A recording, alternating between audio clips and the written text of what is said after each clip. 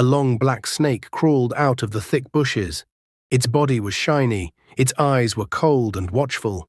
It moved slowly across the red sand, stopped, and lifted its head. The snake looked around as if it was checking if anyone was watching.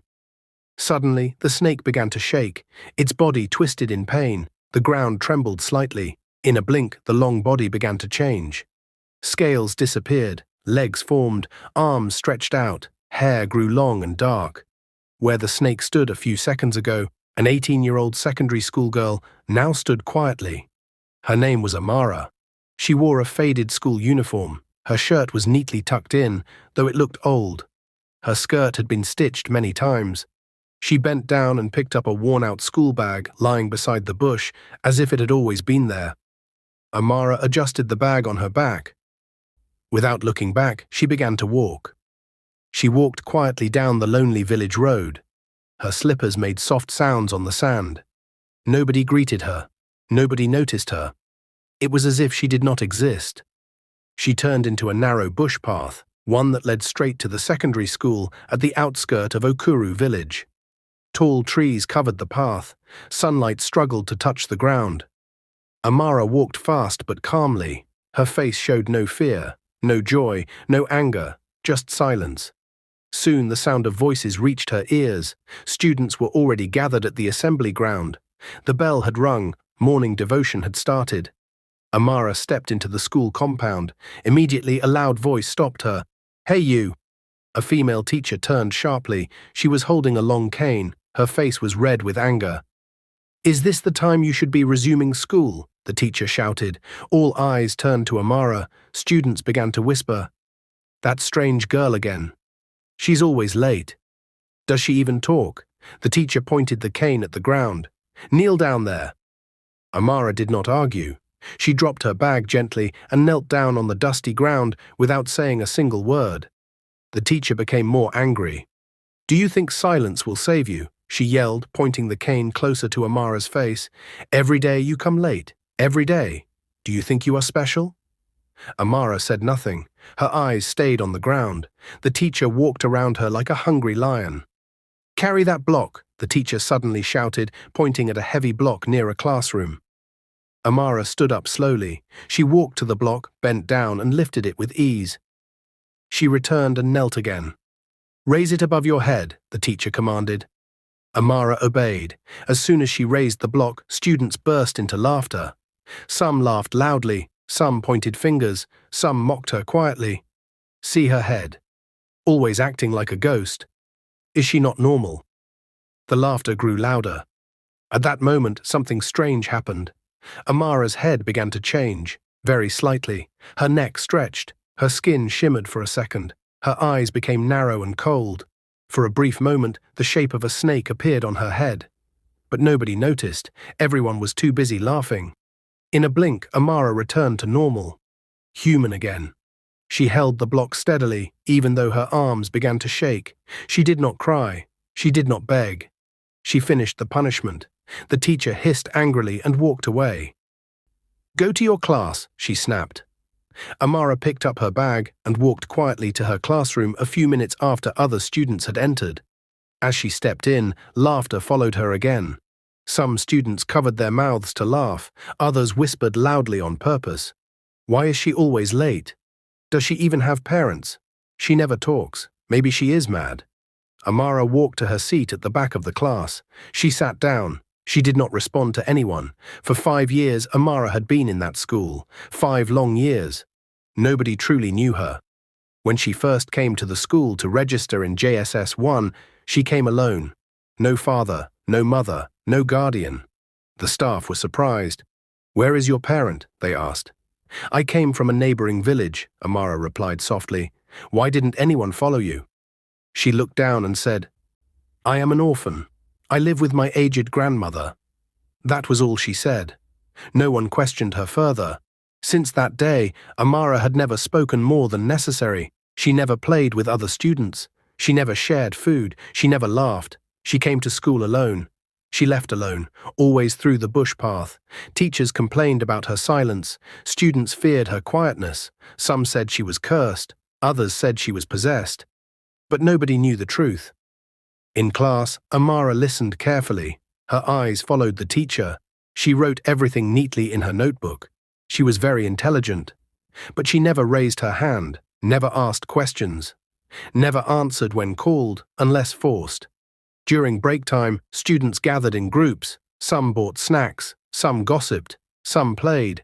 Amara stayed in class. She brought no food. She drank water from her bottle slowly and stared through the window at the bush far away. Her eyes always returned to the trees, as if they were calling her. A boy once tried to talk to her. "Hi, Amara, right?" he asked nervously. She looked at him.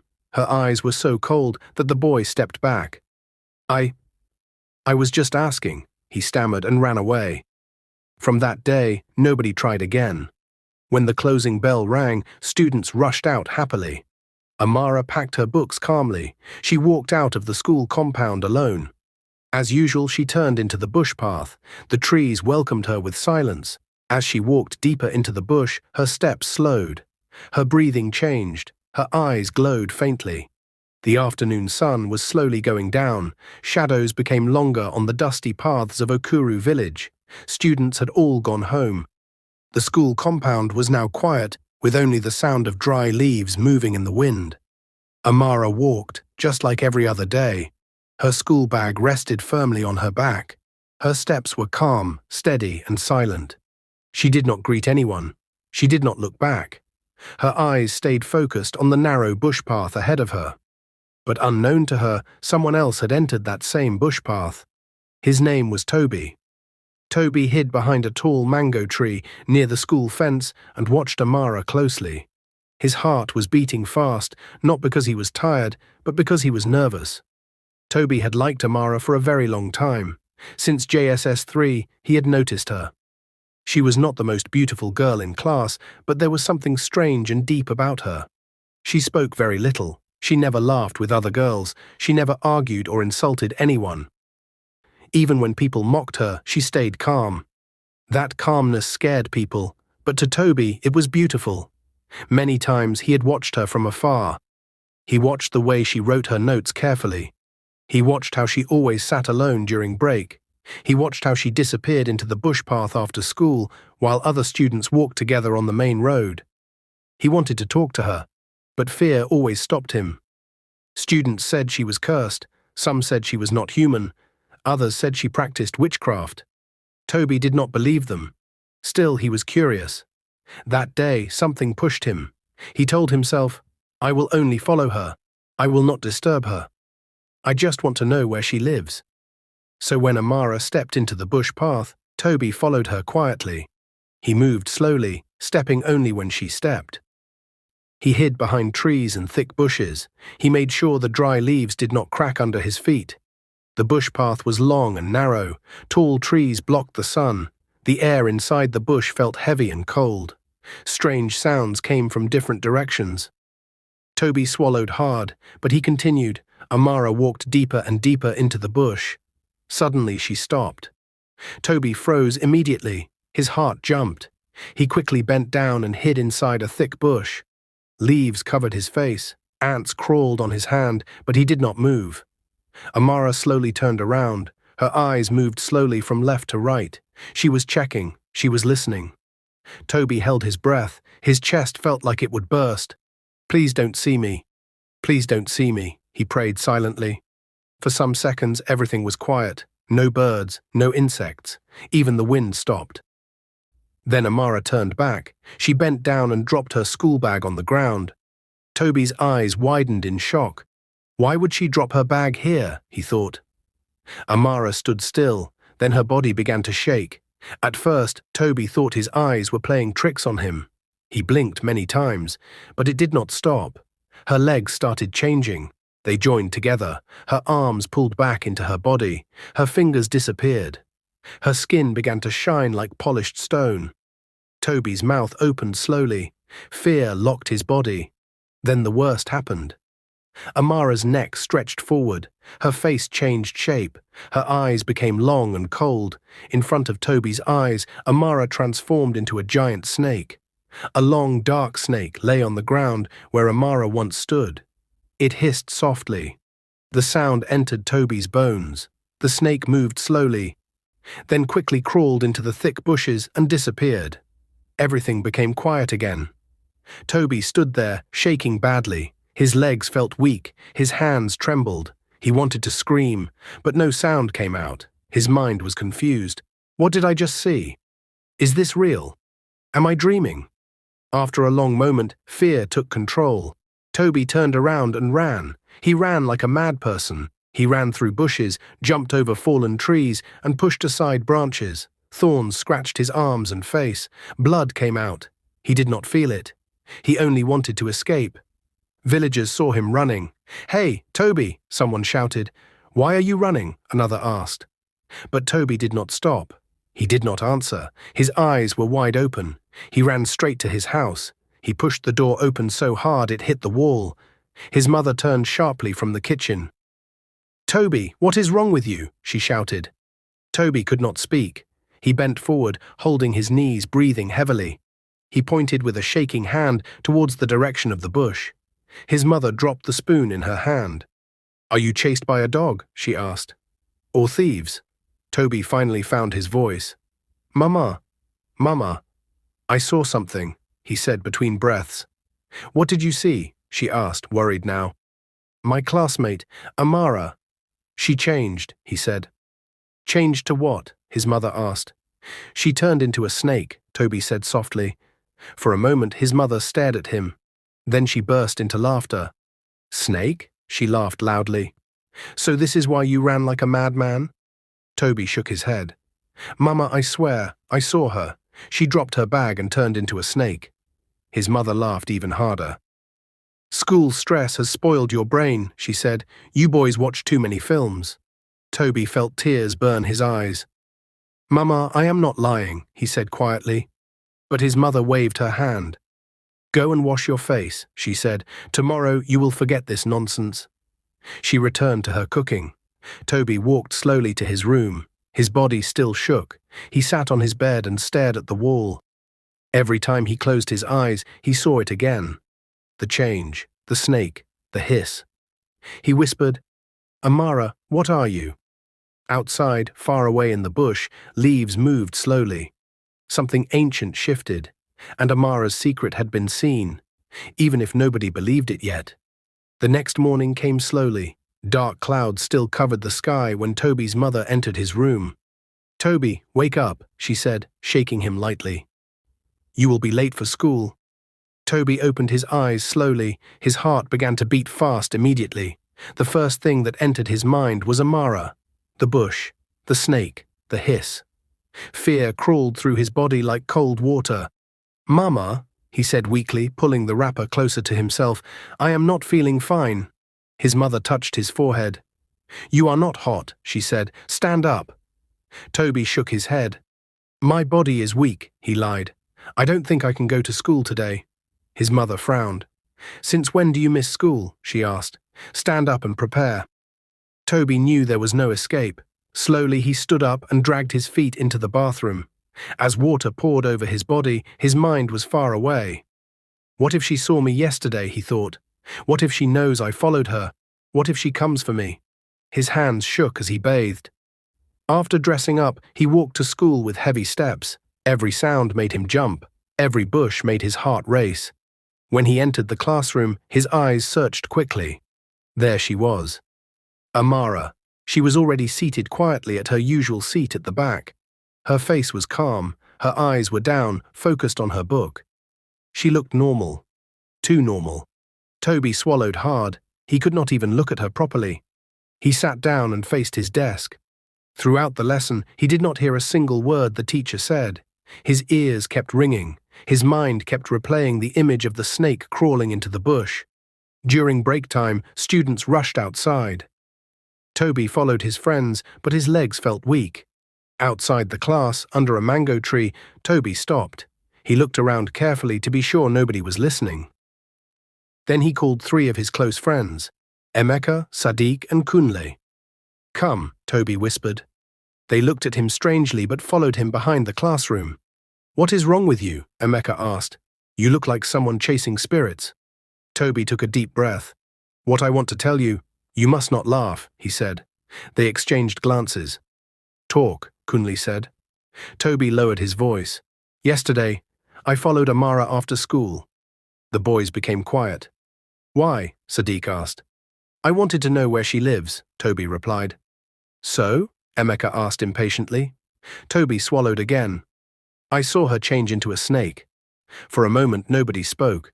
Then Kunle laughed. You want to scare us, right? He said. I am serious, Toby said quickly. I saw her drop her bag and turn into a snake. Emeka stopped laughing. You are joking, right? He asked slowly. I swear, Toby said. I ran home that day. The boys looked at each other. Sadiq's face changed. You don't joke with things like this, he said. Kunle's laughter died. What if it's true? Emeka whispered. Fear slowly entered their eyes. During the rest of the school hours, the boys kept looking at Amara secretly. She remained quiet. Normal. Too calm. When the closing bell rang, Toby and his friends gathered quickly. We must confirm it, Kunle said. We should follow her today. Toby shook his head. No, he said softly. I won't. But fear and curiosity pushed them. Together they followed Amara from a distance as she entered the bush path. They hid behind trees and bushes, just like Toby had done the previous day. Amara walked quietly. She did not look back. She reached a certain place in the bush and stopped. She looked around slowly. The boys held their breath. She dropped her bag. Then it happened again. Her body began to change. Before their eyes, Amara turned into a snake. The snake crawled slowly. Emeka gasped loudly. Kunle and Sadiq jumped out of the bushes at the same time. Look, Kunle shouted. She turned into a snake. Toby stayed hidden. His heart nearly stopped. The snake lifted its head slightly. Its eyes shone. Fear took over the boys. They turned and ran. They ran until they reached the village, panting heavily, sweating and shaking. Who is she? Sadiq asked, holding his chest. I don't know, Emeka replied, breathing hard. They agreed to keep quiet, but fear slept with them that night. Before morning came, cries broke out in the village. Women screamed. People gathered. Toby woke up suddenly to hear shouting. Toby! Wake up, his mother cried. They are dead. Toby ran outside. His heart dropped. Emeka, Sadiq, Kunle. They were lying on their beds in their different houses, lifeless, cold, their eyes wide open. No wound, no blood, just silence, and far away. In the bush, something hissed softly. Toby screamed. The scream was loud and sharp. It cut through the noise in the village like a knife. Ah! His mother quickly ran to him and held him tight. Toby, what is wrong with you? She cried. Toby was shaking badly. His teeth were hitting each other. His eyes were wide open, fixed on the dead bodies of his friends in his imagination. They are dead. They are dead because of her, he cried, running out of the house. His mother dragged him inside the house and forced him to sit down. Calm down, she said, holding his shoulders. Talk to me. Toby could not stop crying. She is a snake, he shouted. I told you yesterday, I told you. His mother froze. Slowly, fear entered her eyes. Toby told her everything again. He told her how he followed Amara. He told her how she dropped her bag. He told her how she turned into a snake. He told her how his friends saw it too. He told her how they ran. By the time he finished, his mother's body was shaking. She covered her mouth. This thing is serious, she whispered. She stood up suddenly. Dress up, she said. We are going to your school now. Toby shook his head. No, Mama, I won't go, he cried. She will kill me. His mother slapped the wall. You must go, she said firmly. People are already dead. This thing must be reported. She forced Toby to dress up. Together they walked to the school. When they arrived, the assembly ground was full. Students were crying. Some girls sat on the ground, wailing. Some boys stood in shock. Teachers looked sad and confused. The names of Emeka, Kunle, and Sadiq were being mentioned again and again. Toby felt weak. His mother pushed him forward. Tell them, she whispered. Toby walked slowly to the teachers. His voice shook as he spoke. We saw her, he said. Amara. She turned into a snake. At first, the teachers stared at him. Then silence fell. The head teacher frowned deeply. "Where is Amara?" he asked. Teachers looked around. Amara was not on the assembly ground. She did not come to school that day. Fear spread among them. The teachers decided to act fast. They went to the neighboring village, the one Amara said she came from. Toby and his mother followed them. When they arrived, they asked everyone, "Do you know a girl called Amara? Did she live here? Is she an orphan?" The villagers shook their heads. "No," they said, "we don't know her. She has never lived here." Fear entered the teachers' hearts. One of them whispered, "Then who is she?" As they walked back quietly, nobody spoke. The road was silent. Suddenly, one teacher stopped. "Look," she shouted. They all turned. Standing by the roadside was Amara. She looked weak. Her uniform was dirty. Her face was pale. Her eyes were tired. Toby screamed and hid behind his mother. Some teachers dropped their bags and ran. Amara raised her weak hand. "Please," she said softly, "don't run." Her voice was not scary. It was full of pain. "I only wanted to be human," Amara said slowly. "My mother was killed because she was a snake." Everyone stood still. "My mother lived quietly," Amara continued, "but humans hunted her. They killed her. I was alone." Tears rolled down her cheeks. "I took human form to survive," she said, "but humans will not give me rest." She looked at Toby. "I didn't want to hurt anyone," she said weakly.